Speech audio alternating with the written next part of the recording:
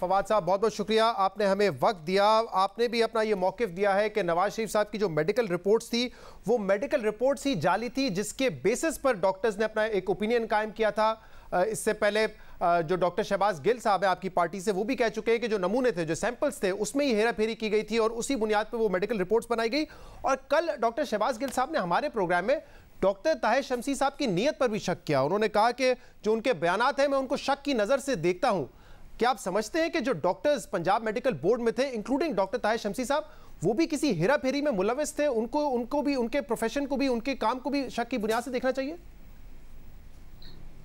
मुझे नहीं पता फ्रेंकली। इसके लिए जो प्रूफ चाहिए, इसके लिए जो इंक्वायरी चाहिए, उसकी हमने बात की है और बाकी चीज़ें तो इंक्वायरी और प्रूफ में आएंगी।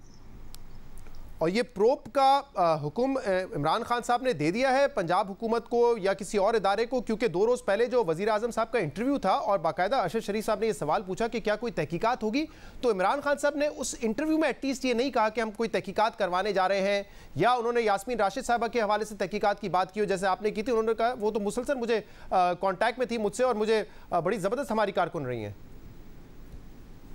नहीं, बात यह है कि ये तो फरोग नसीम साहब और शहजाद अकबर साहब के जिम्मे लगाया गया है कि वो ये बताएं कि इसको क्या, इसकी जो है वो लीगल स्ट्रेटजी होनी चाहिए और उसको कैसे एक मंतकी इंजाम तक जो है वो पहुंचाना चाहिए। ये इन दोनों शख्स की आप कह रहे हैं कि जिम्मेदारी लगाई गई है, लेकिन अभी तक तो ये एक सियासी मौक़िफ़ एक पीटीआई का आता है, एक सियासी लड़ाई है, नून लीग की तरफ से एक और बात की जाती है। इसमें डॉक्टर्स पर इल्ज़ाम लगाना, उनकी इंटेग्रिटी, उनके इंटेंशन पर शक करना, आपके ख्याल में इस सियासी लड़ाई में डॉक्टर्स को इन्वॉल्व करना क्या दुरुस्त होगा?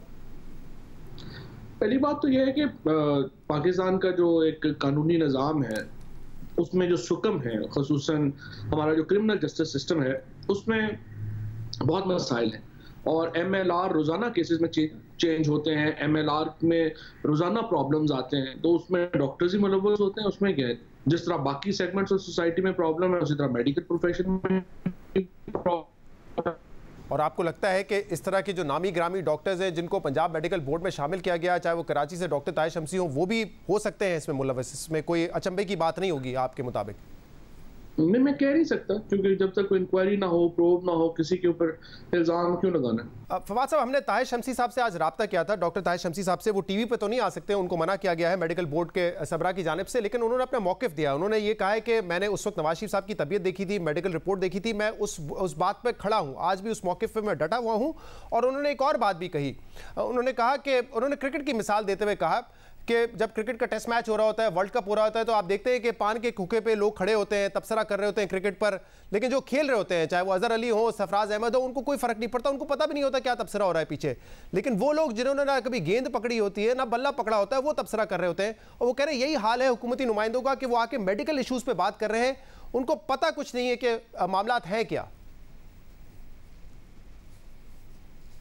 ये उनकी ओपिनियन हो सकती है और ताहिर शमसी साहब वो अपनी ओपिनियन रखने में आज़ाद हैं, लेकिन जो पाकिस्तान के लोग हैं, पाकिस्तान के अवाम हैं, वो अपनी ओपिनियन रखने में आज़ाद हैं। और अब देखते हैं जब प्रोब होगा तो फिर किसकी ओपिनियन सही निकलेगी। फवाद साहब, ये भी तो मुमकिन है ना कि जिस वक्त यास्मीन राशिद साहिबा ने कहा कि उनको हार्ट अटैक आया था, मल्टीपल इशूज़ थे, प्लेटलेट्स का इशूज़ था, उस वक्त शायद उनकी तबीयत बहुत ही क्रिटिकल हो और इमरान खान साहब कह रहे हैं मैंने तो डॉक्टर फैसल साहब से तस्दीक भी कराई थी उस बात की, और बाद में जब वो लंदन गए हो तो तबीयत आहिस्ता आहिस्ता उनकी बेहतर हुई हो, जिस किस्म का भी उनका इलाज हुआ है। ये भी तो मुमकिन है ना, ज़रूरी तो नहीं है कि फेक रिपोर्ट्स पर, फेक सैंपल के जरिए सब कुछ किया गया हो।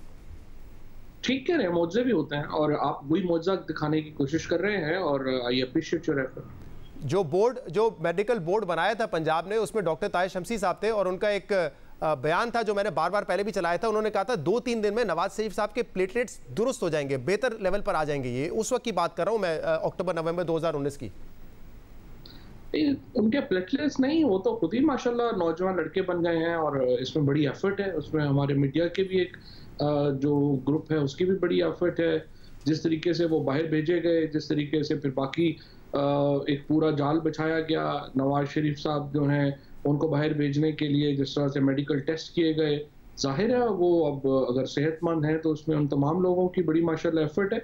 और सबसे बड़ा मौजज़ा तो ये हुआ कि जो ही नवाज शरीफ साहब ने कतर के जहाज पे हाथ पे पाँव रखा, उनकी तबीयत बिल्कुल ठीक हो गई। और ये इस तरह के मौजज़े भी वैसे होते हैं। अब ये मीडिया क्या बताता अगर फवाद चौधरी साहब आकर ये बताएं कि हमने कैबिनेट में 6 घंटे मुशावरत की है और उस मुशावरत में वजीर आजम इमरान खान ने बताया कि मैंने डॉक्टर फैसल सुल्तान को भेजा, शौकत खानम के चीफ एग्जीक्यूटिव को भेजा और वो डॉक्टर तस्दीक करते हैं कि नवाज शरीफ की तबीयत खराब है। अगर डॉक्टर यास्मीन राशिद साहबा कहती है कि मेरे सामने हार्ट अटैक हुआ है, तो मीडिया फिर क्या करे? ये कहे कि नहीं झूठ कह रही है यास्मीन राशिद साहबा, या कोई मुशावरत नहीं हुई काबिला की मीटिंग में, क्या करे मीडिया? नहीं, वो आप अपने क्लिप्स उठा के देखिएगा, आपको पता लगेगा उस वक्त क्या कह रहे थे कि अगर 24 घंटों से ज़्यादा यहाँ पे रखा तो पता नहीं क्या क़यामत आ जाएगी, क्या हो जाएगा, और हुकूमत के तो सीने में दिल नहीं है, और ये लोग जो कह रहे हैं कि ना जाने दें, ये तो बड़े खौफनाक लोग हैं और इनमें ये नहीं है और वो नहीं है, तो चूना लगाने में तो मीडिया का भी एक हल्का शामिल था। फैसला इस मीडिया के बयानात की वजह से हुआ, या जो लीगल ओपिनियन या जो एक कानूनी ओपिनियन के अलावा मेडिकल ओपिनियन दिया गया था इमरान खान साहब को? माहौल क्रिएट होता है, उसमें सारी चीज़ें शामिल होती हैं, मीडिया का भी बड़ा इंपॉर्टेंट रोल। अच्छा, और अब नवाज शरीफ साहब को वापस लाने के हवाले से जो हुकूमत ने कहा है कि हम उनको वापस लाएंगे, हर मुमकिन कोशिश की जाए, इसमें कोई आपको लगता है प्रैक्टिकली ये पॉसिबल है, या नवाज शरीफ साहब पे एक दबाव रखने के लिए किया जा रहा है कि वो सियासी तौर पे भी सरगर्म ना हो, एक प्रेशर रहे उन पे कि कभी भी हुकूमत आपको वापस ला सकती है?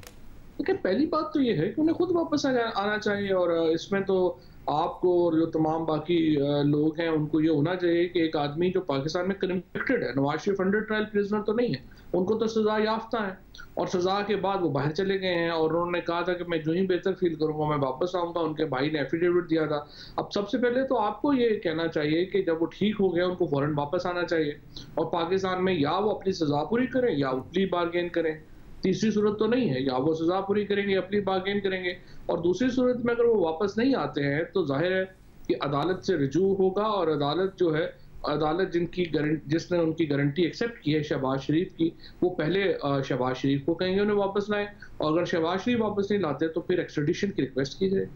सही, आप कह रहे हैं कि आपको ये कहना चाहिए, कल भी आप प्रोग्राम देख लें, एहसन इकबाल साहब से यही गुफ्तगू हुई थी जब नवाज शरीफ साहब गए नहीं थे ना, तो उस वक्त भी नून लीग के हर रहनुमा को ये मिसाल दी थी कि 2000 में भी, सन 2000 में भी तबीयत का कह के गए थे, लेकिन उसके बाद 8 साल के बाद वो पाकिस्तान वापस आए, जिला वतन हो गए थे।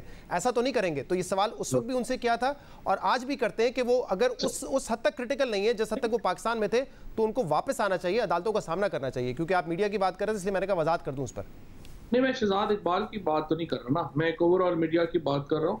बहुत सारे जो लोग हैं उन्होंने आपका खैर अपना ज़ाती मौक़िफ़ उस वक़्त भी बिल्कुल बैलेंस था, मैं एक तबके की बात कर रहा हूँ।